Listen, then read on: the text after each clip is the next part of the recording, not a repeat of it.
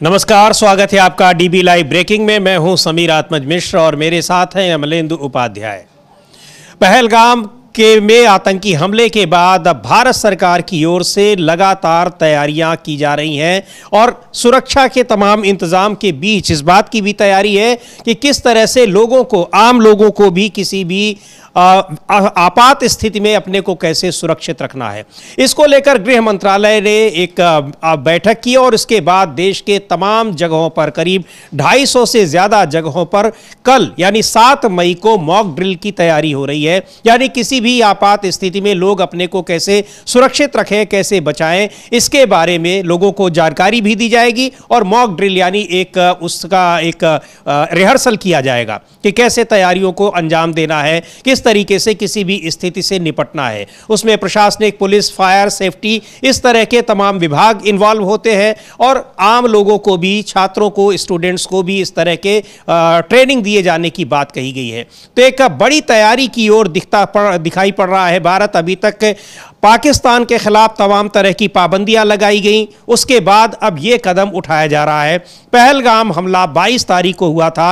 आतंकी हमले में 28 लोगों की मौत हो गई थी। उसको लेकर सरकार पर लगातार दबाव बन रहा है कि कोई सख्त कार्रवाई कब होगी, उसका इंतजार किया जा रहा है। सख्त कार्रवाई के लिए तमाम दबाव अलग अलग तरह से देश भर में लोग प्रदर्शन कर रहे हैं, तमाम संगठन प्रदर्शन कर रहे हैं।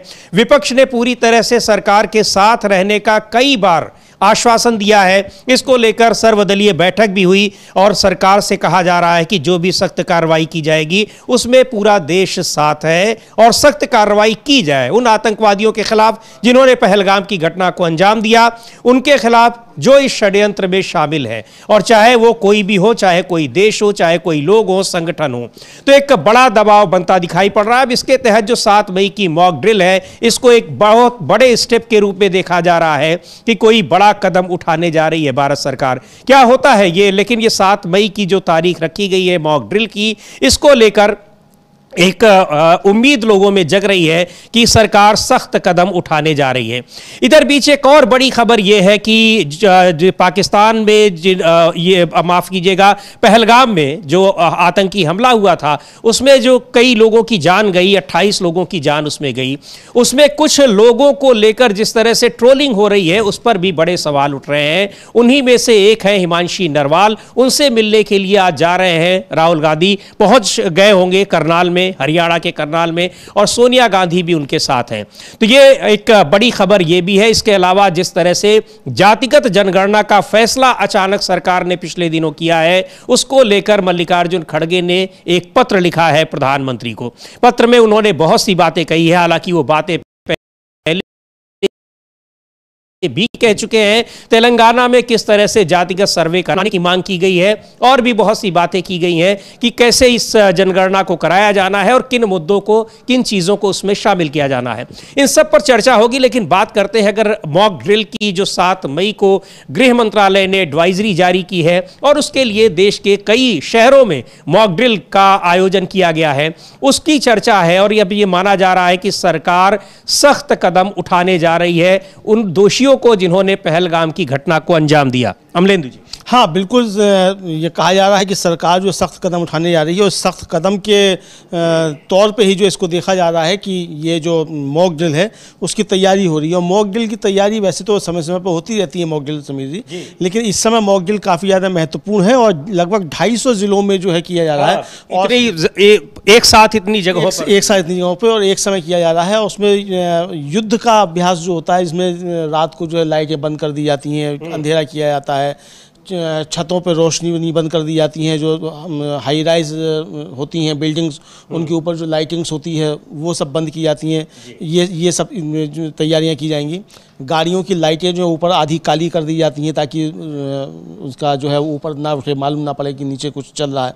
ये सब तरीके किए जाएंगे। और कोई अगर स्थिति बनती है ऐसी कि युद्ध जैसी स्थिति होती है, कहीं हवाई हमला होता है, तो उससे कैसे नागरिकों को बचाया जाए, कैसे जो है उसमें अफरा तफरी ना फैले, ये सारा खुद भी कैसे अपने को खुद भी कैसे। असल में ये तैयारियां हमेशा होनी चाहिए और इस तरीके की मॉक ड्रिल होती रहनी चाहिए ताकि सिर्फ युद्ध का ही मामला नहीं होता है।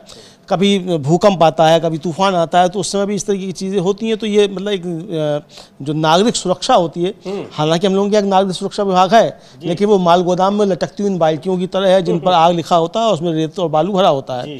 तो वो उसी तरीके से, लेकिन ये एक ज़रूरी चीज़ होती है और इसकी अन्य देशों में लगातार तैयारियाँ होती हैं। अच्छी बात है कि चलिए इस बहाने ही जो है कम से कम तैयारियाँ हो रही हैं। तो अब इसके बाद युद्ध होगा नहीं होगा हम नहीं कह सकते, क्योंकि अभी तक कोई ऑफिशियल इसकी सूचना नहीं है कि युद्ध होगा।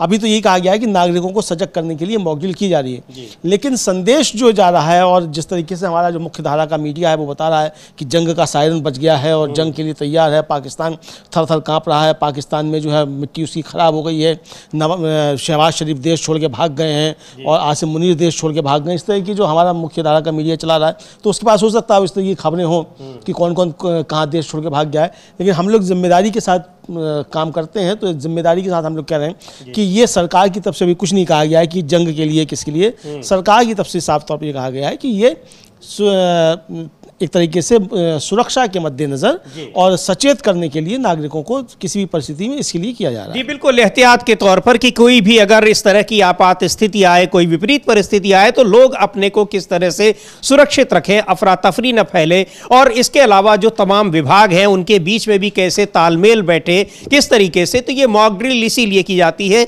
कई बार इस तरह की कई जगहों पर इस तरह की सुरक्षा व्यवस्था को चेक करने के लिए किया जाता है, लेकिन ये गृह मंत्रालय की एक बैठक में यह फैसला हुआ कि 7 मई को देश के एक साथ 259 जगहों पर ये मॉक ड्रिल की जाएगी और एक साथ उसमें इसका देखा जाएगा कि किस तरीके से इसका अगर कोई आपात स्थिति आती है तो लोग अपने को कैसे उसमें बचाने को तैयार रहते हैं। और तमाम जो अलग अलग विभाग हैं, प्रशासनिक और पुलिस विभाग और पैरामिलिट्री सुरक्षा के तो दूसरे विभाग हैं, फायर डिपार्टमेंट है, ये सारे लोग किस तरीके से अपने को तैयार रखते हैं और कितने सक्रिय हैं, ये सारी चीज़ें मॉक ड्रिल में देखी जाती हैं।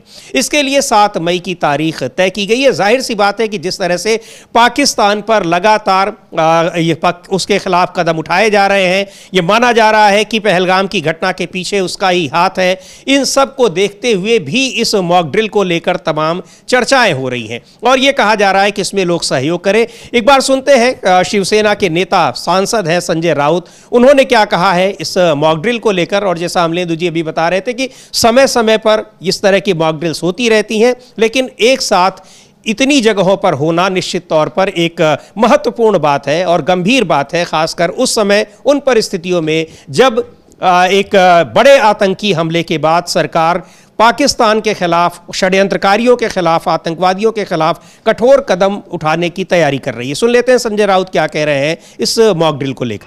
भारत भूमि पर दिख रहे हैं, कल मॉक ड्रिल होने वाला है, पूरी तैयारी है सरकार की। मॉक ड्रिल तो होती रहती है। जिस देश को जिस देश में युद्ध की स्थिति पैदा होती है और जिस देश को युद्ध का अनुभव नहीं है, हमको तो 1971 का युद्ध का अनुभव है, बाद में कारगिल का अनुभव है। कारगिल का युद्ध एक जगह पर हो गया था, लेकिन अगर पूरा देश युद्ध का सामना कर रहा है तो इस प्रकार से मॉक ड्रिल अगर सरकार करना चाहती है तो ठीक है। लेकिन मॉक ड्रिल क्या होता है, कल पूरा ब्लैकआउट हो जाएगा, एक दिन जो भोंगे बजते हैं वो बजेंगे और कुछ होंगे, यातायात रुक जाएगी। यह हमने 1971 में देखा है। उस वक्त तो कम्युनिकेशन के कोई साधन नहीं थे, अभी है। आप लोगों को दर दिन बता सकते हो क्या करना है क्या नहीं करना, जैसे आपने कोरोना काल में किया था। कोरोना में युद्ध था, सबसे बड़ा युद्ध था। तो ये युद्ध के समय इस तरह के मॉक ड्रिल्स किए जाते हैं और इसको लेकर एक तैयारी की जा रही है 7 मई को, ये बताइए ताकि लोग किसी भी विपरीत परिस्थिति के लिए खुद को तैयार रख सकें, तमाम विभागों के बीच तालमेल बना रहे। और ये निश्चित तौर पर ये मॉक ड्रिल की वो स्थिति पुराने समय में जब 1965 में 71 में युद्ध हुआ था तब की याद दिला रहा है और बहुत से लोग सोशल मीडिया में अपने उन अनुभवों को लिख भी रहे हैं।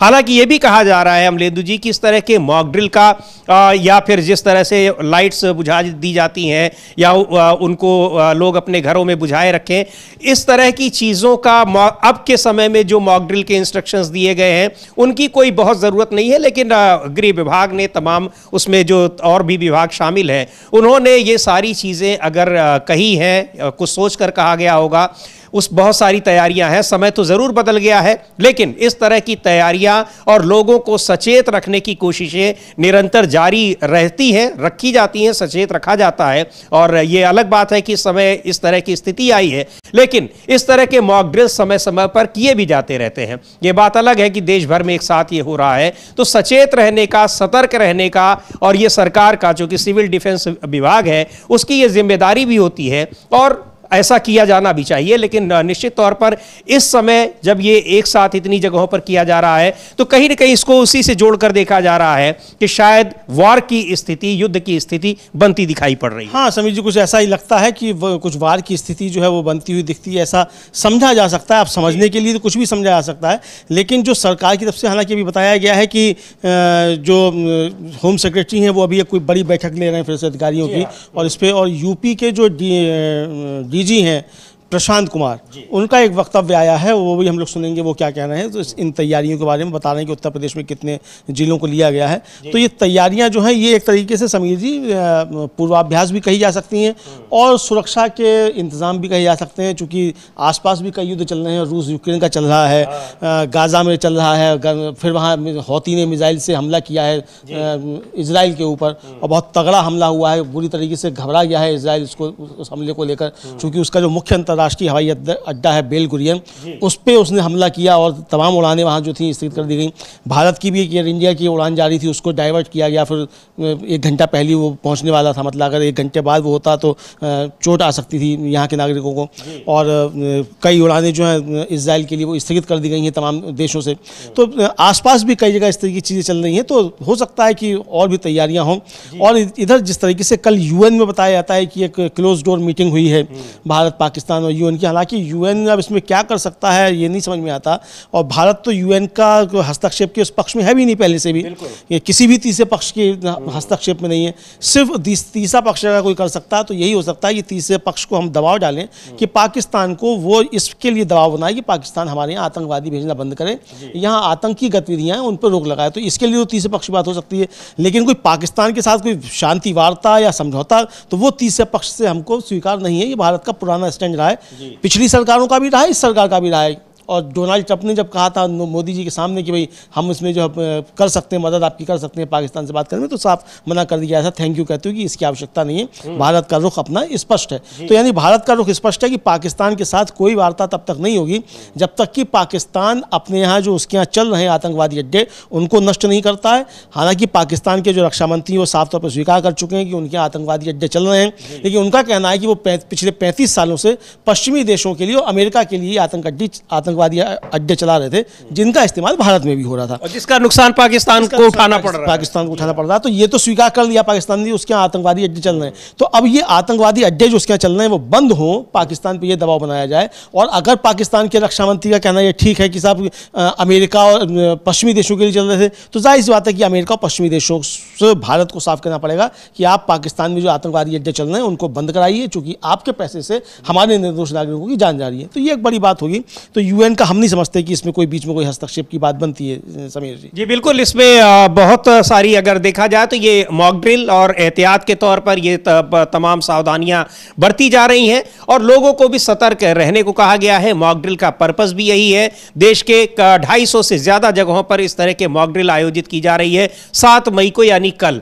और इसको लेकर ये बात उठ रही है, चूंकि पहलगाम में जिस तरह से आतंकवादियों ने आम टूरिस्टों को, आम पर्यटकों को मारा है, उनकी जान ली है, और जिस तरीके से वो सीमा पार से आए हैं, उसको देखते हुए सरकार पर यह दबाव बढ़ रहा है। तो एक कोई बड़ी कार्रवाई के भी संकेत मिल रहे हैं। हालांकि अभी इसके बारे में कुछ कहा नहीं गया है, कोई बात कही नहीं गई है, और निश्चित तौर पर अगर सरकार की ओर से इस पर कोई बात नहीं कही जाती है तो उस पर बहुत कयास लगाना, अनुमान लगाना ये ठीक नहीं होगा सुरक्षा की दृष्टि से। और ये जो मॉक ड्रिल की बात है ये भी हो सकता है, जैसा अमलेंदु जी बता रहे हैं, कि आसपास के क्षेत्रों में भी बहुत जगह युद्ध जैसी स्थितियां हैं, युद्ध चल रहे हैं, तो मॉक ड्रिल तो होनी चाहिए। लोगों को सतर्क कैसे रहा जाए और कैसे विपरीत परिस्थितियों में खुद को बचाया जाए, इस तरह की जानकारी, इस तरह की ट्रेनिंग होनी चाहिए निश्चित तौर पर, और उसी की एक कोशिश है जो 7 मई को होने जा रही है।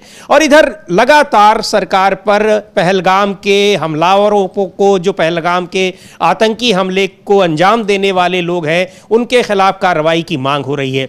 हालांकि इस कार्रवाई के बीच सरकार ने एक बड़ा फैसला ये लिया है जातिगत जनगणना का, उसको लेकर भी चर्चाएं हो रही हैं। कांग्रेस पार्टी के राष्ट्रीय अध्यक्ष मल्लिकार्जुन खड़गे ने एक बार फिर प्रधानमंत्री को पत्र लिखा है, उसमें उन्होंने जातिगत जनगणना को लेकर कुछ सुझाव दिए हैं और यह भी कहा है कि तेलंगाना में जातिगत सर्वे का जो एक फॉर्मेट अपनाया गया, उस फॉर्मेट को ध्यान में रखा जाए तो एक बेहतर तरीका उसका हो सकता है, चूंकि वो बहुत ही साइंटिफिक तरीका है, ऐसा कांग्रेस पार्टी का मानना है। और इसीलिए पिछले दिनों जब CWC की बैठक हुई थी, उसमें रेवंत रेड्डी तेलंगाना के जो मुख्यमंत्री हैं उनको खासतौर पर बुलाया गया था, और इसी पर बात करने के लिए, इसी पर प्रेजेंटेशन देने के लिए। देखते हैं उस पत्र में क्या लिखा है मल्लिकार्जुन खड़गे ने।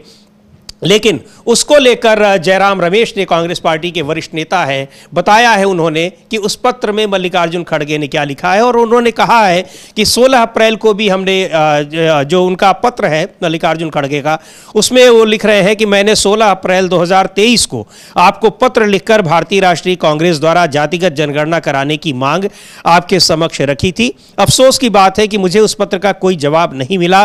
दुर्भाग्य से उसके बाद आपके पार्टी के नेताओं और स्वयं आपने कांग्रेस पार्टी और कांग्रेस के नेतृत्व पर इस जायज मांग को उठाने के लिए लगातार हमले किए। आज आप स्वयं स्वीकार कर रहे हैं कि यह मांग गहन सामाजिक न्याय और सामाजिक सशक्तिकरण के हित में है। यह लंबा चौड़ा ये पत्र है और बता रहे हैं मल्लिकार्जुन खड़गे इस पत्र के जरिए प्रधानमंत्री को कि हमने 2 साल पहले ही आपको इसके बारे में लिखा था, लेकिन आपने स्वीकार नहीं किया और आप उसका मजाक उड़ाते रहे। एक बार सुन लेते हैं मल्लिकार्जुन खड़गे के पत्र को लेकर कांग्रेस के नेता जयराम रमेश ने क्या कहा है। प्रधानमंत्री को कास्ट सेंसस के बारे में क्या कुछ उसके मायने हैं, क्या कुछ समझा जाए।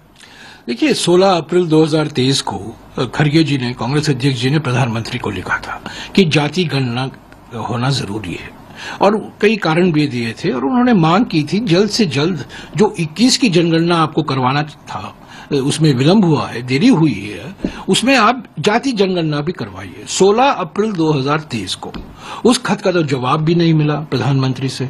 तो कल रात को वापस कांग्रेस अध्यक्ष जी ने प्रधानमंत्री को फिर से लिखा है कि अचानक आप भोखलाए हुए, घबराए हुए आपने अचानक घोषणा कर दी कि जाति जनगणना होने वाली है। शोक मना रहा है सारा देश, पीड़ित है, पहलगाम आतंकवाद हमले जो हुए हैं, चिंतित हैं, एक माहौल अलग सा है। पर उस बीच आपने डेस्परेटली, एक घबराए हुए आपने यू टर्न लिया और कहा जाति जनगणना आप कराएंगे। आपने तो राहुल जी को, खड़गे जी को, सारे कांग्रेस पार्टी के नेताओं को अर्बन नक्सल बताया। आपने कहा हम विभाजनकारी हैं, हम विभाजन करना चाहते हैं क्योंकि हम जाति जनगणना की मांग कर रहे हैं। एक हो तो सेफ हो, यही तो नारे चले थे ना। पर अचानक प्रधानमंत्री ने अपना मन बदल दिया। ठीक है, क्यों बदले वो अलग की बात है। तो कल कांग्रेस अध्यक्ष जी ने 3 सुझाव दिए हैं। उन्होंने कहा, पहला सुझाव, महत्वपूर्ण सुझाव, जो प्रश्नावली आप तैयार करते हैं वो सही तरीके से आप तैयार कीजिए। देखिए, मेरे पास जो सेंसस कमिश्नर है, सेंसस कमिश्नर की ओर से जो प्रश्नावली तैयार की गई है, जो क्वेश्चनेयर है, जो अनुसूची है, इसमें 34 सवाल दिए गए हैं। इस 34 सवालों में से 13वां सवाल जाति से जुड़ा हुआ है, और ये क्या कहता है कि क्या आप SC हैं या ST हैं या अदर हैं। ये सवाल है। ये तो जाति जनगणना ऐसा तो नहीं हो पाएगा ना। एक सवाल, 34 में से एक सवाल, और वो भी क्या आप अनुसूचित जाति के हैं या आप अनुसूचित जनजाति के हैं या आप अन्य कैटेगरी में शामिल होते हैं। तो खड़गे जी ने पहले मांग की है, जब प्रश्नावली आप तैयार करते हैं, जो अनुसूची तैयार किया जाता है, उसको ध्यान से तैयार कीजिए, सोच समझ कर तैयार कीजिए। सिर्फ गिनती को आप मद्देनजर रखते हुए मत तैयार कीजिए, क्योंकि ये सामाजिक और आर्थिक पृष्ठभूमि है। सामाजिक और आर्थिक जो स्थिति है लोगों की, उसको जानकारी हासिल करने की जरूरत है। तो तेलंगाना मॉडल का उन्होंने जिक्र किया है। तेलंगाना में 56 सवाल पूछे गए, 56 इंच की छाती नहीं, 56 सवाल पूछे गए, और वो सिर्फ गिनती के लिए नहीं, पर सामाजिक और आर्थिक स्थिति जो है, ताकि संवैधानिक हक सब लोगों को मिले। तो ये पहला सवाल, पहला सुझाव खड़गे जी ने दिया है। दूसरा, उन्होंने यही दोहराया है, कांग्रेस पार्टी की मांग जो है कि 50% आरक्षण की सीमा अनुसूचित जाति, अनुसूचित जनजाति और ओबीसी वर्गों के लिए जो 1962 में लगाया गया था सुप्रीम कोर्ट द्वारा, उसको हटाना चाहिए। संवैधानिक तरीके से संशोधन लाना चाहिए, संविधान में संशोधन लाना चाहिए, ताकि ये 50% की सीमा नहीं हो। और तीसरा सुझाव ये दिया है कि 2006 में जो अनुच्छेद 15(5) शामिल किया गया था हमारे संविधान में, जिसके तहत अनुसूचित जाति, अनुसूचित जनजाति और ओबीसी वर्गों के लिए निजी शैक्षिक संस्थाओं में आरक्षण उपलब्ध होगा, वो लागू नहीं हुआ है, क्योंकि 10 साल तक वो सुप्रीम कोर्ट में उस पर चर्चा हुआ, और सुप्रीम कोर्ट ने 30 जनवरी 2014 को अपना निर्णय सुनाया कि अनुच्छेद 15(5) संवैधानिक है। तब मॉडल कोड ऑफ कॉन्डक्ट लागू हुआ, तो मनमोहन सिंह जी की सरकार उसको आगे नहीं ले चल पाई, तो मोदी जी की सरकार आई। 11 साल से वो चुप हैं, और ये आर्टिकल 15(5) आज हमारे संविधान में है, तो उसको लागू कीजिए, कानून लाइए। खड़गे जी ने ये सुझाव दिया है।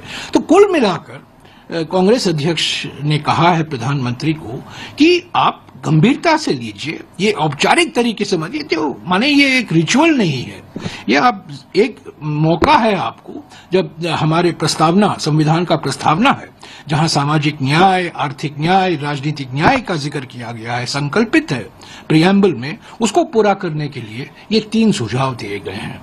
तो हम उम्मीद करते हैं कि तो ये क्या लिखा है पत्र में कांग्रेस अध्यक्ष मल्लिकार्जुन खड़गे ने प्रधानमंत्री मोदी को जो भेजा है जातिगत जनगणना को लेकर, उसी बारे में जयराम रमेश बता रहे थे कि बहुत सारी चीज़ें, और हम इसका पहले से ही इसको लागू करने की बात कर रहे हैं, लेकिन आप उसका मजाक उड़ाते रहे हैं, और इसमें और भी कई चीज़ें लागू करने की, जैसे आर्टिकल 15(5) का जिक्र कर रहे थे अमलेंदु जी, आरक्षण की सीमा का जिक्र कर रहे हैं, 50% से ज़्यादा उसको बढ़ाने की बात कर रहे हैं।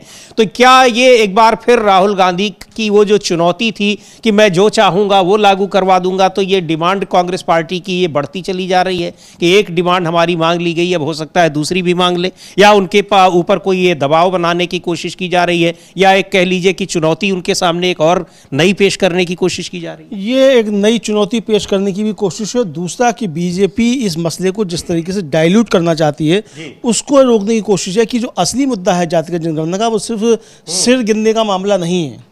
सिर गिनने के साथ साथ ये भी है कि किस सिर के पास कितनी संपत्ति है और कितना उसका हिस्सेदारी सत्ता में, मीडिया में, न्यायपालिका में। इन सब कह रहे थे कि ये तेलंगाना में जो किया है उसमें 56 पॉइंट्स ऐसे रखे गए हैं जो सवालों के हैं कि क्या क्या चीजें उसमें शामिल की जानी चाहिए। और बिल्कुल मामला ये, कल जो रणदीप सिंह सुरजेवाला है, कांग्रेस महासचिव और सांसद भी है, कल उन्होंने एक अपना वीडियो जारी किया और उन्होंने जानकारी दी समीर जी, और वो जानकारी पहले से भी है, उन्होंने उसको दोहराया है कि 2021 में महाराष्ट्र सरकार केंद्र सरकार के खिलाफ, यानी मोदी सरकार के खिलाफ सुप्रीम कोर्ट पहुंची, और ये कहती हुई पहुंची कि 2011 की जो जनगणना हुई थी उसमें जो जातिगत आंकड़े थे, यानी महाराष्ट्र सरकार बता रही है कि 2011 की जनगणना में जो जातिगत आंकड़े थे, वो डॉक्टर मनमोहन सिंह की सरकार ने जो जनगणना करवाई थी उसमें जातिगत जनगणना हुई थी। ये महाराष्ट्र सरकार का कहना है, और केंद्र सरकार से उसने कहा कि वो उसको जारी कर दे, ताकि वहाँ ओबीसी का आरक्षण जो पंचायत चुनाव उसमें किया जा सके। इस याचिका के खिलाफ केंद्र सरकार ने, यानी मोदी सरकार ने सुप्रीम कोर्ट में हलफनामा दिया कि ये अगर जातिगत जनगणना कराई जाएगी तो समाज टूट जाएगा, ये उसका हलफनामा था। अब सवाल ये उठ रहा है कि भाई आपने अगर जातिगत जनगणना की घोषणा कर दी तो आपके उस हलफनामे का क्या हुआ जो आपने सुप्रीम कोर्ट में दिया हुआ है? आपने वो हलफनामा वापस लिया है कि नहीं लिया है? अगर वो हलफनामा वापस नहीं लिया है तो इस पर तो सरकार की जो एक तरीके से कहा जाए वो कान खिंचाई हो सकती है सुप्रीम कोर्ट में भी, कि आप हलफनामा कुछ दे रहे हो, बाहर आके आप घोषणा कुछ कर रहे हैं, आपका मंत्रिमंडल कुछ घोषणा कर रहा है, तो आपको वो हलफनामा वापस लेना पड़ेगा। तो यही सवाल उठाए कि आपने जिसको कहा था कि भाई ये जातिगत जनगणना समाज तोड़ने वाली है, प्रधानमंत्री नरेंद्र मोदी ने खुद कहा था कि अब नक्सल इसकी मांग करते हैं, आपके नेताओं ने राहुल गांधी को और इंडिया गठबंधन के नेताओं को ट्रोल किया था कि ये जातिवादी लोग हैं, तो आप अगर आप करा रहे हैं तो आप क्यों करा रहे हैं, इसका आप तर्क दीजिए। क्योंकि इंडिया गठबंधन जो मांग कर रहा था या कांग्रेस मांग कर रही थी, राहुल गांधी मांग कर रहे थे जातिगत जनगणना की, वो मांग ये थी कि इसके जरिए समाज में बराबरी लाई जाए और संसाधनों पे जो है बराबर का हक हो, ये जो है, और जो लोग पिछड़ गए हैं समाज में उनको आगे लाया जाए ताकि समाज के अंदर से पिछड़ापन दूर हो। इसके लिए जातिगत जनगणना की बात हुई थी। तो आपका लक्ष्य क्या है वो बताइए। अगर आपका लक्ष्य यही है तो फिर तेलंगाना मॉडल बनाना पड़ेगा जिसमें 56 सवाल जो थे पूछे गए थे, वो 56 सवाल आपको भी लेने होंगे। इसका कोई जवाब नहीं आया है। और जो उन्होंने बताया था मल्लिकार्जुन खड़गे ने कि उन्होंने 2023 में भी चिट्ठी लिखी थी मोदी जी को, उसका भी जवाब अभी तक नहीं आया। तो ये जो है वो चिट्ठियाँ लिखी गई हैं। इधर समीर जी, जो एक बहुत महत्वपूर्ण बात यह है कि सुप्रीम कोर्ट ने कल अपना जो वेबसाइट है उस पर एक डेटा अपलोड किया है कि जजेस के पास कितनी संपत्ति है। और उसने एक जो इससे हटकर जो एक और महत्वपूर्ण बात है वो ये है कि उच्च न्यायालय के न्यायाधीशों के रूप में नियुक्तियों के लिए सुप्रीम कोर्ट कॉलेजियम की जो सिफारिशें थीं उसको भी उसने विवरण सार्वजनिक किया है। तो उसमें ये बताया गया कि 9 नवंबर 2022 से इस साल 5 मई के बीच सभी सिफारिशों के विवरणों में जाति, लिंग के आधार पर क्या सिफारिशें की गई और मौजूदा उच्चतम न्यायालय के कितने वकील थे, सर्वोच्च न्यायालय क्या, ये संबंधित सब कुछ दिया गया। अब जो इसमें बताया गया उसमें ये बताया गया है समीर जी कि 406 उम्मीदवारों में से 221 को सरकार ने मंजूरी दे दी, जबकि बाकी या तो लंबित हैं या खारिज किए गए। लेकिन इससे ज़्यादा महत्वपूर्ण बात यह है कि आपने 406 की सिफारिश की, उससे भी ज़्यादा महत्वपूर्ण बात जो है जो निकल कर इसमें आई है वो ये है कि इन 406 में जो सिफारिशें की गई इसमें केवल 34 महिलाएं थीं। 406 में केवल 34 महिलाओं की सिफारिश की गई। अब वो कितने पास हुई ये नहीं हुई, इसमें अभी तक ये नहीं आया। और इससे भी ज़्यादा और ज़्यादा महत्वपूर्ण बात यह है कि इन 406 में से केवल 8 उम्मीदवार जो थे वो अनुसूचित जाति के थे। 406 में से केवल 8 एससी के और केवल 7 एसटी के, केवल 7 एसटी के, और ओबीसी के केवल 32 उम्मीदवार थे। ये जो है ये सामने आया है। तो इस डेटा से एक बात ये आ गई है कि इसीलिए मांग की जा रही है जातिगत जनगणना की। तेजस्वी यादव ने भी जैसे कहा और मल्लिकार्जुन खड़गे भी कह रहे हैं कि न्यायपालिका में भी आरक्षण चाहिए और इसलिए जातिगत जनगणना बहुत जरूरी है। अगर आरक्षण होता न्यायपालिका में भी तो ये 406 की सिफारिशों में केवल 8 एससी के लोग नहीं होते, 7 केवल एसटी के लोग नहीं होते, 32 केवल ओबीसी के लोग नहीं होते। ये मांग लगातार उसकी। तो इसका मतलब कि जो सुप्रीम कोर्ट ने अपना जारी किया उससे भी विपक्ष की इस बात को समर्थन मिलता है कि जातिगत जनगणना क्यों जरूरी है और कहां-कहां एक तरीके से सामाजिक अन्याय है, वहां सामाजिक न्याय लाने की आवश्यकता है। ये उनकी मांग है। तो ये एक बड़ा महत्वपूर्ण जो है कल जस्टिस सीजीआई हमारे जस्टिस संजीव खन्ना साहब हैं, वो अपने रिटायरमेंट से पहले एक बड़ा काम ये कर गए हैं कि उन्होंने जो सुप्रीम कोर्ट का पोर्टल है उस पर ये डाटा सब अपलोड करवाया। तो ये भी है कि इस बहस के बीच में एक महत्वपूर्ण चीज आ गई है। हालांकि इसका मकसद ये नहीं रहा होगा लेकिन जो चीज़ें उन्होंने जारी की हैं उससे ये चीज़ निकल कर आ रही है। यानी विपक्ष की जातिगत जनगणना की मांग में एक बड़ा समर्थन सुप्रीम कोर्ट की वेबसाइट से ये मिल गया है। जी बिल्कुल। और एक बड़ा काम एक ये भी हुआ है कि जो सुप्रीम कोर्ट के जजेस हैं उनकी संपत्ति का भी उसमें खुलासा हुआ है और वेबसाइट पर अपलोड किया गया है। इसकी मांग की जा रही थी, लगा पहले भी ये था, ऐसा नहीं था, लेकिन इसको लेकर एक सख्त कदम उठाया गया जब पिछले दिनों जज के घर पर नोटों की गड्डियां मिली थी और उसको लेकर बड़ा विवाद हुआ था। न्यायपालिका में भ्रष्टाचार का सवाल उठा था और तब से यह मांग की जा रही थी। तो ये एक आवश्यक कर दिया गया था कि जजेस को अपनी संपत्ति की घोषणा करनी है और अब वो सुप्रीम कोर्ट की वेबसाइट पर अपलोड कर दी गई है। लेकिन जो कॉलेजियम में सिफारिशों का यह मामला है बहुत ही गंभीर मामला है कि 406 में से कुल मिलाकर एससी एसटी महिलाएं, इनकी सबकी संख्या देख ली जाए तो ये 100 भी नहीं हो रही है, 50 नहीं हो रही है, 50 नहीं, 32 जो है ओबीसी, 8 एससी और 7 एसटी, ये 50 भी नहीं हो रही है। और जो 34 महिलाओं को भी मिला ले तब भी 100 नहीं हो रही। और उन महिलाओं में भी हो सकता है कुछ एससी एसटी भी हो। तो कुल मिला के मामला 70 के आसपास जाकर पहुंचा है 400 में से। ये यानी आधी आबादी बिल्कुल महिलाओं की और आधे से ज्यादा आबादी दलितों, पिछड़ों और एसटी की। इनको मिलाकर जो है मतलब 20% भी इनका हिस्सा नहीं बैठा है, जबकि ये 50 से ज़्यादा होना चाहिए इस तरीके से सिफारिशों में। तो इसी को लेकर ये मांग काफ़ी ज़्यादा उठ रही है और ये सुप्रीम कोर्ट का जो डाटा अपलोड हुआ, इससे एक बड़ी बात सामने निकल कर आई है। जी बिल्कुल, इससे एक बड़ी बात सामने निकल कर आई है और बहुत जो पारदर्शिता की बात की जाती है कि न्यायपालिका में भी होनी चाहिए, उस दिशा में एक बड़ा कदम है ये दोनों ही। जैसे ये कॉलेजियम में के लिए सिफारिशों की जो का ये आंकड़ा आया है ये भी, और जिस तरह से जजेस की संपत्तियों का विवरण अपलोड किया गया है सुप्रीम कोर्ट की वेबसाइट पर, वो भी बहुत ही एक महत्वपूर्ण कदम है। हालांकि justice Khanna, CJI justice Sanjeev Khanna, माना यह जा रहा था कि शायद वो वक्फ कानून को लेकर कोई फैसला देकर जाए, लेकिन एक तरीके से उन्होंने उससे हाथ खींच लिया और यह कहा कि इस पर एक बड़ी ज्यादा बहस की जरूरत है, इसको 1-2 हियरिंग में इसको नहीं सलटाया जा सकता है, इसके लिए प्रॉपर सुनवाई होनी चाहिए और इसीलिए 15 मई की तारीख उन्होंने तय की है। अब इस पर जो अगले चीफ जस्टिस होंगे जस्टिस गवई, उनके नेतृत्व वाली 3 जजों की बेंच इस पर सुनवाई करेगी। और लेकिन ये जो 2 काम है बहुत ही महत्वपूर्ण है और न्यायपालिका में पारदर्शिता के दृष्टि से ये बहुत ही इसको अहम माना जा रहा है।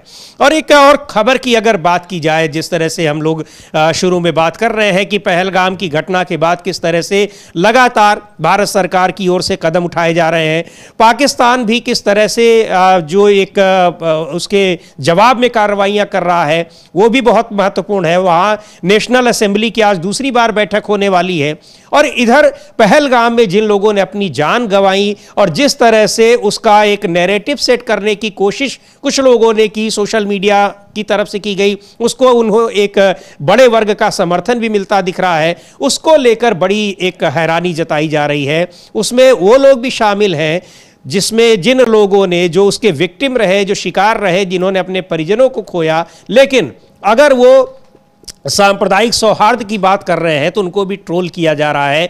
उसी की एक शिकार है हिमांशी नरवाल, जिनके पति, उनकी भी जान गई उस हमले में, नौसेना के अधिकारी थे। राहुल गांधी उनके घर जा रहे हैं। इससे पहले कानपुर में राहुल गांधी शुभम द्विवेदी के घर गए थे, जिनकी जान चली गई थी इस हमले में। उनकी पत्नी से, उनके परिजनों से मिलकर आए। आज हिमांशी नरवाल के यहाँ जा रहे हैं। हिमांशी नरवाल को लेकर पिछले कुछ दिनों से बड़ी ट्रोलिंग हो रही थी, इसलिए कि हिमांशी नरवाल ने कहा कि ये ज़रूर आतंकी हमला है और हमने खुद भी अपने पति को खोया है, लेकिन इसकी वजह से कश्मीरियों को और फिर मुसलमानों को टारगेट नहीं किया जाना चाहिए। उसके बाद बहुत ही अभद्र भाषा में उनकी ट्रोलिंग की गई, यहाँ तक कि इसको लेकर जब बहुत सवाल उठने लगे तो राष्ट्रीय महिला आयोग ने भी टिप्पणी की और ऐसा करने के लिए मना किया। हालांकि महिला आयोग ने कोई कार्रवाई नहीं की उन सोशल मीडिया अकाउंट्स पर या जो लोग इस तरह से ट्रोलिंग कर रहे थे, लेकिन उस पर एक नाराजगी जरूर जताई है। राहुल गांधी मिलने जा रहे हैं, बहुत ही महत्वपूर्ण है। हम लोग इंदु जी शुभम द्विवेदी के यहाँ भी गए और यहाँ भी जा रहे हैं और पहलगाम भी गए, जम्मू कश्मीर भी गए इस घटना के बाद। लेकिन ये भी देखने में आ रहा है कि सत्ता पक्ष के लोग वहाँ से भी, पहलगाम से भी दूरी बनाते दिखाई पड़ रहे हैं और एक तरीके से जो विक्टिम्स हैं उनके यहाँ से भी दूरी बनाते दिखाई पड़ रहे हैं। हालांकि जिनके यहाँ सत्ता पक्ष के लोग गए उनको बड़ी नाराजगी का भी सामना करना पड़ा वहाँ उन लोगों से जो इसके शिकार हुए थे। हाँ बिल्कुल, खासतौर से गुजरात में जब गए थे वो CR पाटिल जो हैं और उनसे जो शैलेश भाई थे, उनकी पत्नी जो है, उन्होंने बहुत तगड़े सवाल किए और उन्होंने कहा कि भाई आप ये बताइए कि आप एक नेता जाता है तो उसके लिए इतनी सिक्योरिटी होती है और वहाँ 2000 से ज़्यादा पर्यटक थे, उनके लिए कोई सिक्योरिटी नहीं। हमारे टैक्स से, पैसे से आप सिक्योरिटी लेकर घूमते हैं और आम नागरिक को उसके लिए कोई सिक्योरिटी नहीं। ये बड़ा सवाल जो था बहुत ज़्यादा वायरल हुआ था। और उसके बाद समीर जी, उन शैलेश भाई की पत्नी का जो आरोप था या उनका जो कथन था उसका एक तरीके से कहा जाए सच करते हुए फिर से साबित हुए। बीजेपी के जो जम्मू कश्मीर के पूर्व अध्यक्ष हैं रविंदर रैना साहब, वो जिस तरीके से सुरक्षा कर्मियों को लेकर वहां रील बना रहे हैं, बर्फ में खेल रील बना रहे, दौड़ रहे हैं, उछल कूद कर रहे हैं, इससे फिर ये जो था वो फिर से उनकी शैलेश भाई की पत्नी की बाइक जो है वो फिर से वायरल होने लगी और लोग सवाल पूछ रहे हैं कि ये सही तो कहा था शैलेश भाई की पत्नी ने। घटना से पहले वहां निशिकांत दुबे पार्टी कर रहे थे और बड़ी सुरक्षा व्यवस्था में, हाँ। उसके बाद जो है वो रैना साहब कर रहे हैं सुरक्षा, उसके बाद रैना साहब सुरक्षा व्यवस्था में कर रहे हैं। देखिए रैना साहब वहां उछल कूद कर रहे हैं, नाच रहे हैं और सुरक्षा ये विजुअल सुनी के हैं रविंदर रैना। तो ये लेकर बहुत ज्यादा सवाल उठे थे। लेकिन इससे पहले राहुल गांधी जो हैं उन्होंने कहा था, समीर जी आपको याद होगा, कि जहां भी किसी के ऊपर कोई समस्या आएगी मैं वहां खड़ा हुआ मिलूंगा। राहुल गांधी की हम वो बाइट सुनेंगे और राहुल गांधी इसको सच करते हुए नजर आते हैं। शुभम द्विवेदी के घर भी जाकर मिले, वो उनकी पत्नी से मिले, और आप देखिए उसके बाद किस तरीके से शुभम द्विवेदी की पत्नी को भी जो है वो ट्रोल किया भाजपा समर्थित लोगों ने। और हिमांशी नरवाल के यहाँ भी राहुल गांधी जा रहे हैं, यानी राहुल गांधी कश्मीर भी गए, राहुल गांधी कानपुर भी गए, राहुल गांधी हिमांशी नरवाल के यहाँ करनाल भी जा रहे हैं। हालांकि असदुद्दीन ओवैसी जो है वो आज श्रीनगर जा रहे हैं, लेकिन राहुल गांधी ने जो कहा कि हम खड़े हैं, तो जहाँ भी कोई इस तरह की घटना होगी, किसी के साथ भी कुछ अन्याय होगा, कुछ दुख होगा, तो मैं खड़ा मिलूंगा। राहुल गांधी वहाँ खड़े मिले, उनको हम सुन भी सकते हैं। राहुल गांधी का वो बयान सुनते हैं। एक बार जब उन्होंने कहा था, ये बयान दिया था कि जो भी पीड़ितों के साथ मैं हमेशा खड़ा मिलूंगा, और इसी तरह से बहुत सारे मुद्दों पर उन्होंने बात कही है और अपने बयान पर अडिग रहे हैं, अडिग दिखाई पड़े हैं, चाहे वो जातिगत जनगणना का मामला हो और भी कई मामले हों, या फिर विक्टिम्स के साथ खड़े रहने का, वहां वो अपने बयानों को सही साबित करते दिखाई पड़ते हैं। एक बार उस बयान को सुना जाए जब उन्होंने ये कहा था। मेरी पूरी लाइफ की राजनीति देख लेना, मैं आज की बात नहीं कर रहा हूं। जब तक मैं जिंदा हूं, आप लिख के ले लो, अगर किसी भी हिंदुस्तानी पर आक्रमण होगा, चाहे वो कोई भी हो, किसी भी धर्म का हो, मुसलमान हो, हिंदू हो, सिख हो, ईसाई हो, चाहे वो किसी भी जात का हो, दलित हो, पिछड़ा हो, राहुल गांधी वहां आपको उसकी रक्षा करते हुए मिलेगा।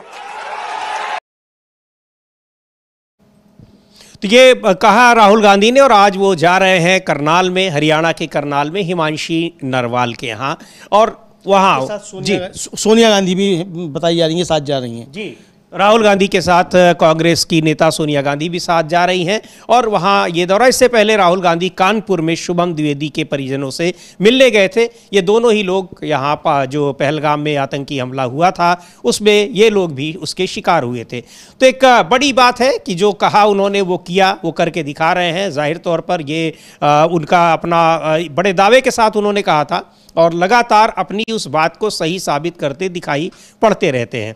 इधर जम्मू कश्मीर में हालात धीरे धीरे सुधर रहे हैं, पर्यटक आ भी रहे हैं, और उनको वहाँ के लोग लगातार इस बात की अपील भी कर रहे हैं देश भर के लोगों से कि पर्यटक वहाँ पर जाएं।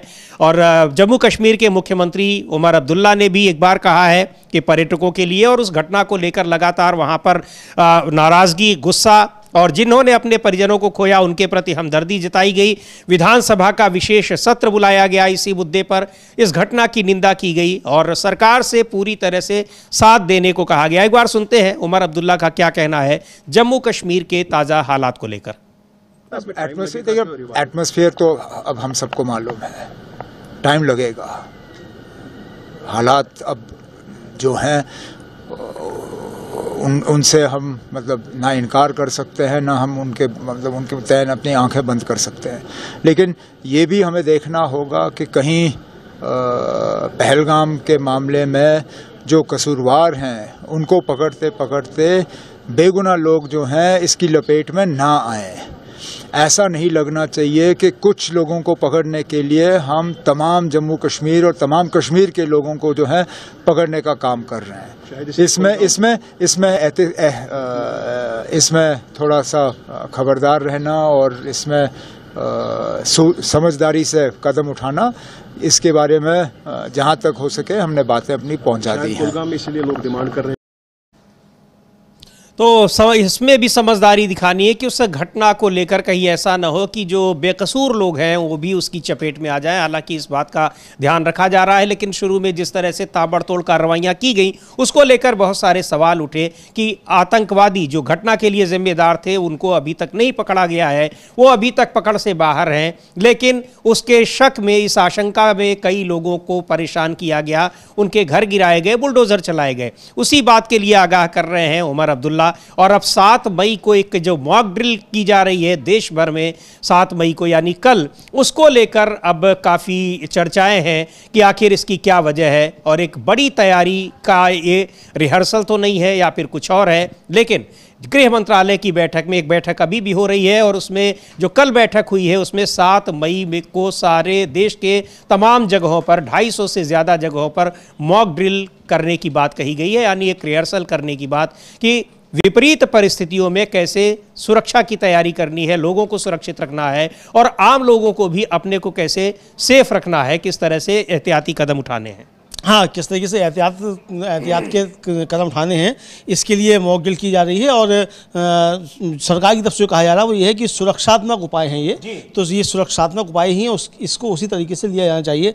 किसी भी तरीके का कोई जो है देश के अंदर जिसको कहा जाए अव्यवस्था की स्थिति पैदा नहीं हो, लेकिन हमारा जो मुख्य धारा का मीडिया कहा जा रहा है वो इसी तरीके की चीज़ें तैयार कर रहा है, जैसे शायद हमले की तैयारी हो रही है, जंग की तैयारी हो रही है, कि अब जो सायरन बताया जा रहा है उसको जंग का सायरन बताया जा रहा है, जबकि मॉक ड्रिल इस तरीके की कई बार होती हैं, पहले भी इस तरह की मॉक ड्रिल हुई हैं, फिर इस तरह की मॉक ड्रिल हो रही है, तो ये पहले भी होती रही है, जाहिर सी बात है कि आगे भी होती रहेंगी। सुरक्षात्मक उपाय है तो सुरक्षात्मक उपाय किए जा रहे हैं, तो ये समिति इसको लेकर। लेकिन इस बीच जिस तरीके से सोशल मीडिया पर चीज़ें चली पहलगाम के इस हमले के बाद, अब इसको लेकर समीर जी जो संसद की सूचना प्रौद्योगिकी की स्थायी समिति है, उसने इन प्लेटफॉर्म जो सोशल मीडिया प्लेटफॉर्म्स हैं इन पर चल रही गतिविधियों को देश विरोधी करार देते हुए कड़ी आपत्ति जताई है।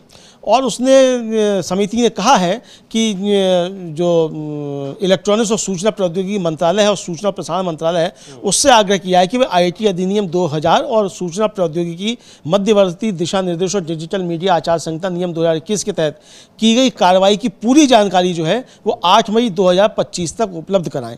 ये जो है वो कहा गया। तो यानी अब पता नहीं है किस तरीके की समिति को चिंता हुई है, ये इससे पहले चिंता नहीं हुई, लेकिन अगर चिंता हो रही है तो अच्छी बात है। लेकिन इसके जरिए किस तरीके का कंटेंट क्रिएटर्स जो है वो पनिश किए जाएंगे, क्या वो पनिश किए जाएंगे जो बार बार जो है पहलगाम में ये बता रहे हैं कि साहब धर्म पूछकर गोली मारी गई, इस तरह की बातें कर रहे हैं, उसके मीमेस बना रहे हैं। मैं देख रहा था एक वो हैदराबाद की माधवी लता है, कल उन्होंने एक वीडियो जो है कार्टून वीडियो पोस्ट किया है और कि हम भूलेंगे नहीं और इसी तरीके का। तो ये सब तो समाज में वैमनस्य फैलाने की बातें हो रही हैं। हिमांशी नरवाल को जिस तरीके से ट्रोल किया जा रहा है वो वैमनस्य फैलाने की चीज़ें हैं। जिस तरीके से वहाँ नैनीताल में घटना हुई और वो बहादुर लड़की निकल कर सामने आई शैली नेगी, उसको जिस तरीके से ट्रोल किया जा रहा है, तो ये सब शुभम द्विवेदी की पत्नी ऐशन्या को जिस तरीके से किया जा रहा है ट्रोल, तो ये सारी चीज़ें अगर इस पर ये स्थायी समिति जो है ये अगर चिंतित है तो समझ में आता है। बाकी अब देखना ये है कि ये किस तरीके की कार्रवाई क्या हुई और सरकार से ये आपको याद होगा अमलेंदु जी, इंफॉर्मेशन ब्रॉडकास्टिंग मिनिस्ट्री ने भी एक एडवाइजरी जारी की थी इस घटना के बाद, जिस तरह से बहुत सारी खबरें निकल कर आ रही थी और ऐसा लग रहा था कि जैसे भारत तुरंत हमला करने वाला है। तमाम जम्मू कश्मीर में उन जगहों को ढूंढा जा रहा था जहां पर आतंकवादी छिपे हैं।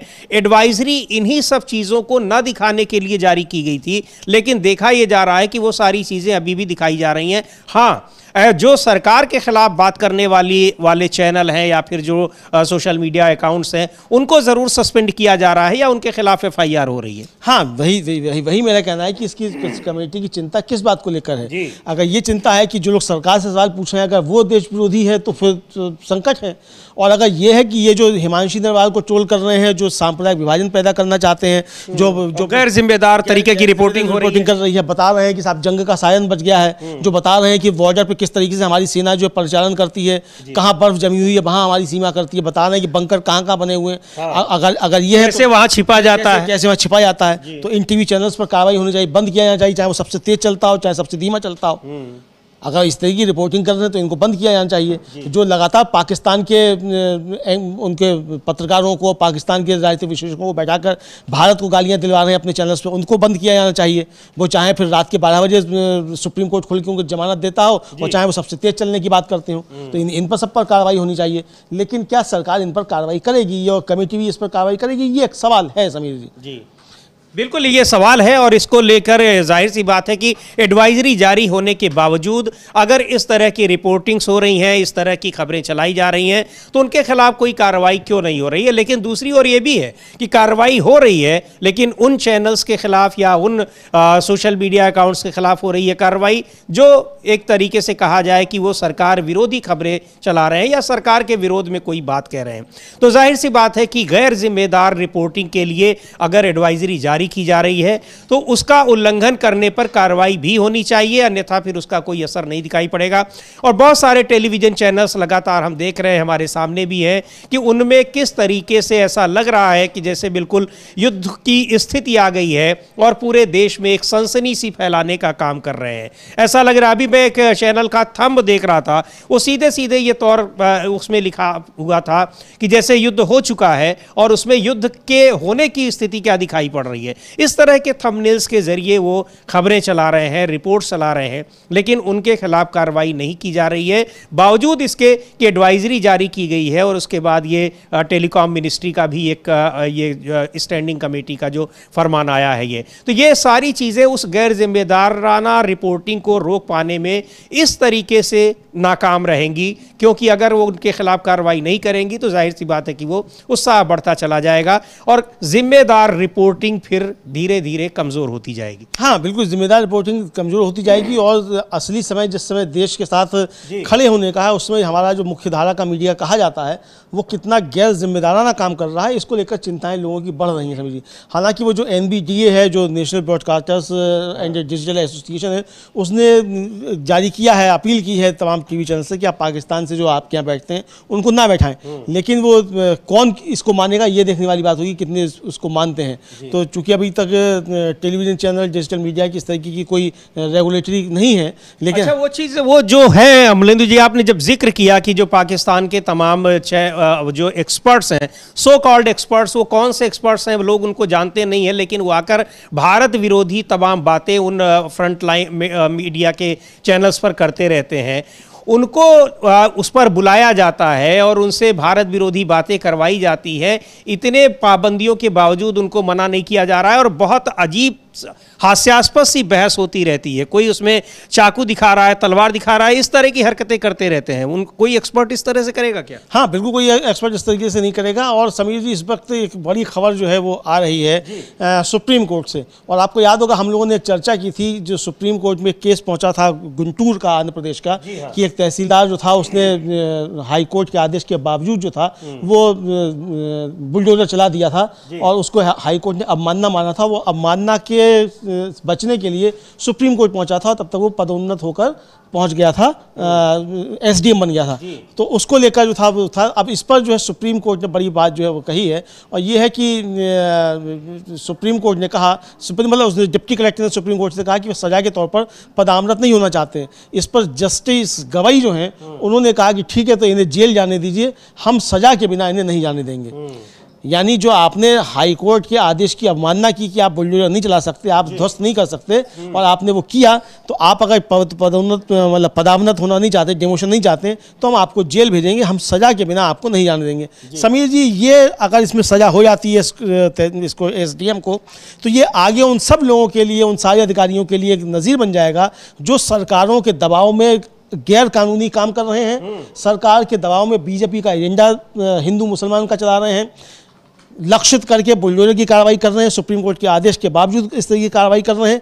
यानी कि ये चीज़ बढ़ जाएगी। तो एक बड़ा, ये भी जो सरकार के समर्थन से लगातार हाई कोर्ट और सुप्रीम कोर्ट के आदेशों की अवहेलना कर रहे हैं, अवमानना कर रहे हैं, अवमानना कर रहे हैं। तो ये एक बड़ी जो है वो खबर इस समय ये आ रही है, तो ये एक बड़ी नज़ीर बन सकती है। अब देखना है इस पर है कि इनको जेल भेजा जाता है कि नहीं भेजा जाता। अभी तक जस्टिस गवई हैं, उन्होंने अभी कहा है कि हम आपको बिना इसके नहीं जाने देंगे, हम आपको जेल भेजेंगे। क्योंकि अभी जब पिछले दिनों हमने देखा कि बाबा रामदेव के मामले में जिस तरह से सुप्रीम कोर्ट ने उनको पिछले दिनों फटकार लगाई थी, अभी दिल्ली हाई कोर्ट ने जब किया तो उन्होंने एक बार फिर अवमानना की कोशिश की, और उनको ये पता रहा होगा कि सरकार का समर्थन उनके साथ है, इसीलिए उन्होंने उस पर अवमानना की कोशिश की और आदेश को नहीं माना। हालांकि दोबारा उनके ऊपर दबाव डाला गया और फिर वो उसका अपनी बातों का अपना जो वीडियो था, जो उन्होंने प्रचार वाले वीडियो अपलोड कर रखे थे, उसको फिर उन्होंने वापस लिया। हाँ, उसके बाद फिर उसको वापस लिया। तो लेकिन वापस लिया, अभी वो बताया नहीं है, उनको भी सुप्रीम कोर्ट में हलफनामा दायर करना है कि आप इसको वापस ले रहे हैं कि नहीं ले रहे हैं। चूंकि जो अगले दिन जो था वो बताया रूह अफ़ज़ा के एडवोकेट ने कि उन्होंने अभी वापस नहीं लिया, तो उनके वकील की तरफ से आया कि आपने 24 घंटे कहा था, अभी 24 घंटे नहीं हुए, हम इसको वापस ले लेंगे। तो ये बहुत सारी जो है वो चीज़ें सामने आई हैं और ये है।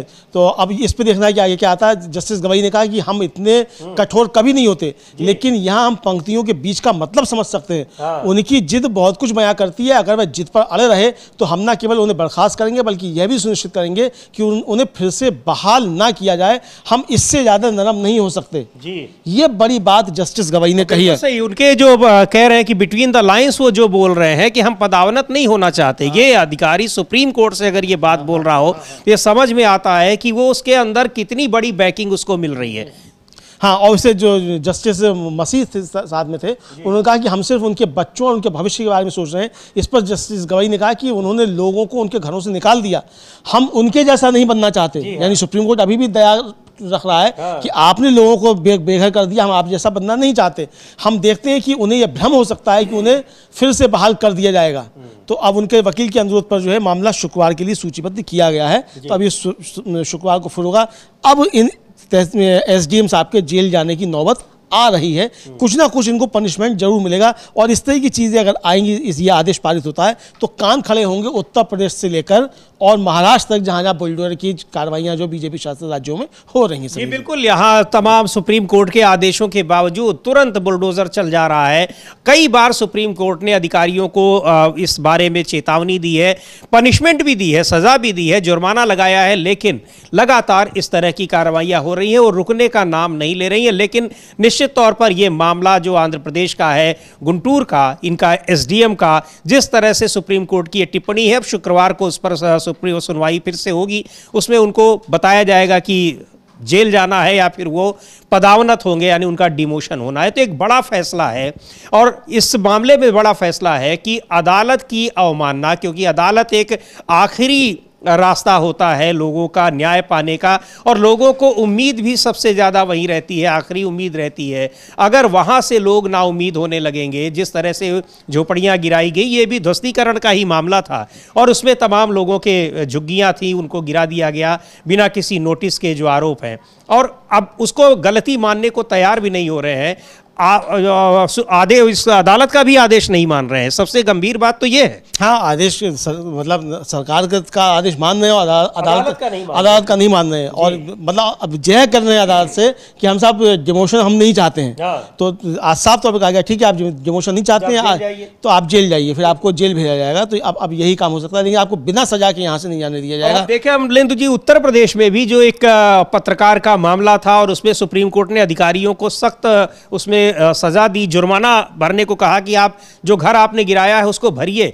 इन सब के बावजूद ये इस पर रोक नहीं लग रही है, अधिकारियों की इस जो कार्यशैली है उस पर रोक नहीं लग रही है। लगातार ऐसी खबरें आ रही हैं। बुलडोजर चलाना इतना आसान आज के दिन हो गया है कि जरा सा भी किसी के खिलाफ कोई शिकायत हुई तो सीधे बुलडोजर। जैसे अभी कल की टिप्पणी थी ईडी के लिए कि आप बिना सोचे समझे, बिना किसी के सबूत के आप किसी के खिलाफ भी आप उसको केस दर्ज कर लेंगे और उसको गिरफ्तार कर लेंगे। बिल्कुल वैसे ही बुलडोजर हो गया है कि किसी के खिलाफ शिकायत नहीं मिली कि बुलडोजर उसके यहाँ पहुंच गया, लेकिन चुनिंदा लोगों के यहाँ, हाँ, केवल चुनिंदा लोगों के यहाँ पहुंच गया। और मतलब कपड़े देखकर पहचानने वाली बात जो है, वो बुलडोजर भी कपड़े देखकर जो है वो पहचान रहा है, ये चीज़ समझ में आई समीर जी। और इधर एक बड़ी खबर जो है समीर जी सुप्रीम कोर्ट से ही और है, एक मामले की सुनवाई करते हुए जस्टिस सूर्यकांत जो हैं, उन्होंने कहा कि भारत में जो रिजर्वेशन सिस्टम है वो ऐसा हो गया है कि जैसे रेल का डिब्बा जिसमें जो चढ़ गया वो फिर अगला जो है आने वाले को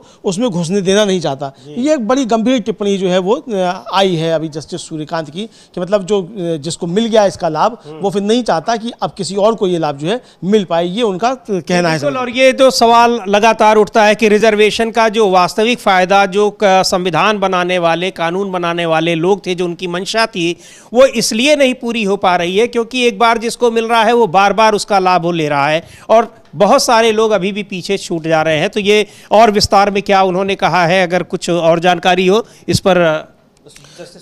हाँ, जस्टिस सूर्यकांत तो न्यायमूर्ति एन के सिंह की पीठ थी। वो महाराष्ट्र में जो स्थानीय निकाय चुनाव में ओबीसी आरक्षण का मामला है, जिसकी हम लोगों ने चर्चा की थी कि महाराष्ट्र सरकार जो सुप्रीम कोर्ट पहुंची हुई है कि भाई 2011 की जनगणना आप जारी कर दीजिए ताकि वहाँ ओबीसी आरक्षण हो, उसको लेकर उन्होंने कहा था। तो मतलब मौखिक रूप से कहा कि जस्टिस सूर्यकांत ने कि बात यह है कि इस देश में आरक्षण का कारोबार रेलवे की तरह हो गया है। जो लोग बोगी में घुसे वे नहीं चाहते कि कोई और घुसे, यही पूरा खेल है, याचिकाकर्ता का भी यही खेल है। तो इस पर जो वकील शंकर नारायण थे जो उन्होंने कहा था, तो उनका पीछे भी बोगियां जोड़ी जा रही हैं। तो इस पर न्यायमूर्ति सूर्यकांत ने कहा कि जब आप समावेशिता के सिद्धांत का पालन करते हैं तो राज्य अधिक वर्गों की पहचान करने के लिए बाध्य होते हैं। सामाजिक रूप से पिछड़े वर्ग, राजनीतिक रूप से पिछड़े वर्ग और आर्थिक रूप से पिछड़े वर्ग होंगे, उन्हें लाभ से वंचित क्यों रखा जाना चाहिए? इसे एक विशेष परिवार या समूहों तक ही सीमित क्यों रखा जाना चाहिए?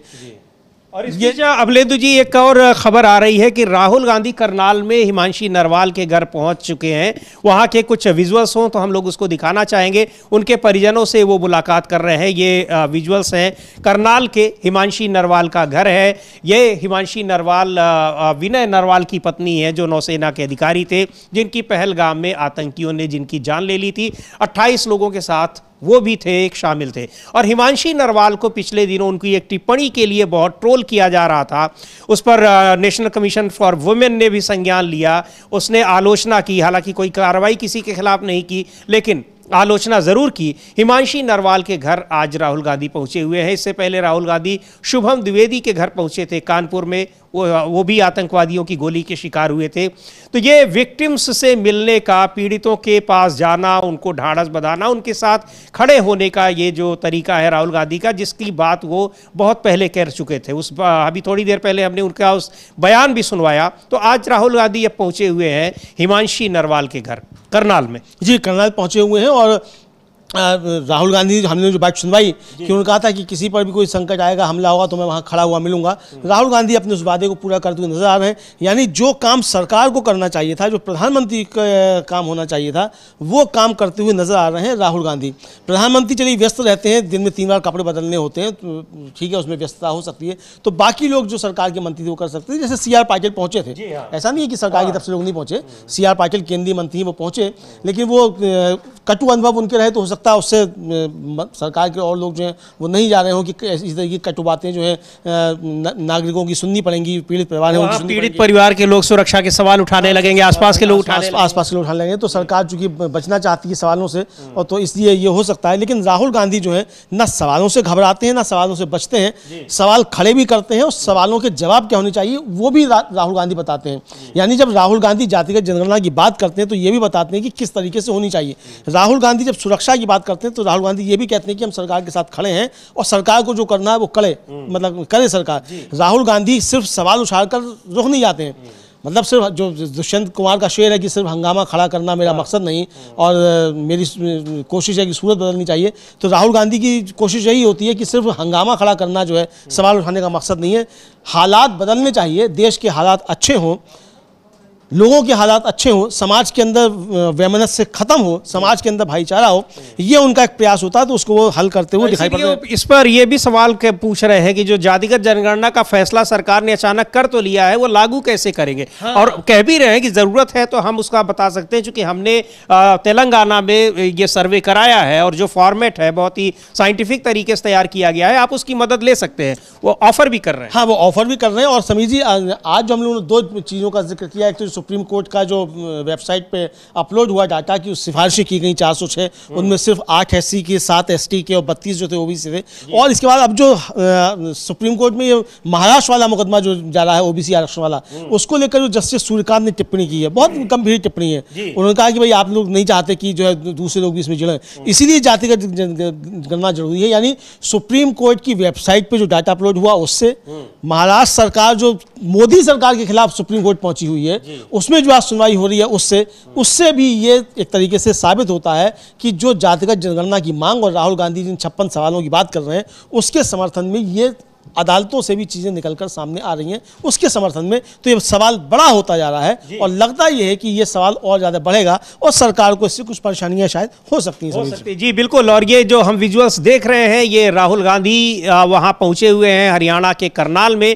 ये घर है विनय नरवाल का। विनय नरवाल नौसेना के अधिकारी थे जिनकी 22 अप्रैल को पहलगाम में आतंकियों ने जान ले ली थी। जो 28 लोगों की जान ली गई थी उसमें एक वो भी थे। उनकी पत्नी हिमांशी नरवाल हैं।